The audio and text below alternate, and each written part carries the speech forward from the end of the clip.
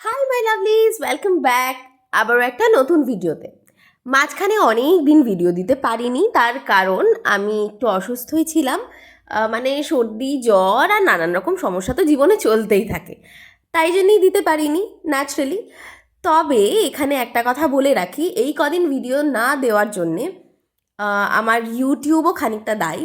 তার কারণ আমার ভিউ টাইমস আর আমার ভিউজ এত হারে কমিয়ে দিয়েছে, এত হারে কমিয়ে দিয়েছে যে আমার না একটা সময় মনে হলো যে আমি ভিডিও আর করব না। তার কারণ একটা জিনিস যখন আমরা করি খুব এক্সাইটমেন্টে করি, ভালো খারাপ ছেড়ে দাও, তাও একটা ডিসেন্ট অ্যামাউন্ট ভিউজ যদি প্রথম একটা দেখে অভ্যস্ত হয়ে যায়, তারপরে সেইটুকুও যদি না জোটে এবং উল্টে আরও কমে যায়, তখন কেমন লাগে। এবার আমি জানি না এই প্রবলেমটা কে কে ফেস করছো। তোমাদের মধ্যে কেউ যদি ফেস করে থাকো এবং এর সলিউশন জানো তো আমাকে প্লিজ জানাও। যাই হোক, আজ আমি আছি ডায়মন্ড হারবারে। ডায়মন্ড হারবারে অয়নের দোকানে প্রথমেই চলে এসেছিলাম। ক্যাফেতে মন বসলো না, কারণ আমার জুতো একটা কিনতে হবে, তাই পার্স নিয়ে চলে এলাম। কিন্তু তারপর ভাবলাম পার্স কেন নিলাম, আমি তো সেই অনলাইনই করব। এখন তো সবার কাছে অনলাইন। যাই হোক, বেরিয়ে পড়লাম। এই জুতোটাই আমার সমস্যা করছে, এই জুতো পরেই আমি নতুন জুতো কিনতে যাব। কি ইনসাল্টিং ব্যাপার জুতোর জন্য। হাঁটতে হাঁটতে ওই দোকানটায় যাচ্ছিলাম, দোকানটা একদম সামনে। আর এতবার আমি দেখেছি দোকানটা যাওয়া আসার পথে, একবারও ঢোকা হয়নি। কি আশ্চর্য! এই যে আমার জুতো, দুদিক থেকে মানে প্রায় একদম পেস্টিংটা খুলে বেরিয়ে আসে।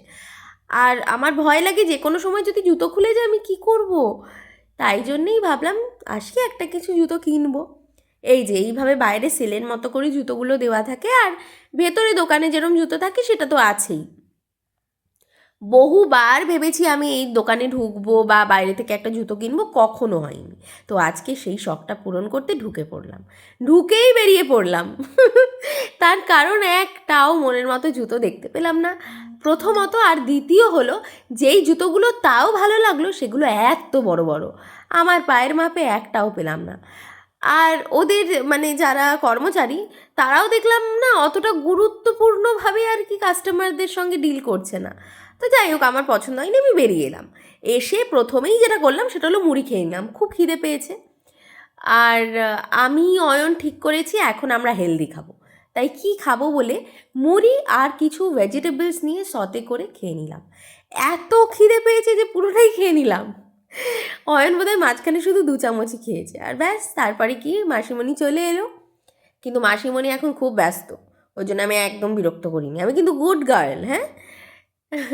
ভেতরে এসে টুকটাক খুটখাট করছিলাম, কি করছিলাম আমি নিজেই জানি না, বেসিক্যালি টাইম পাস করছিলাম।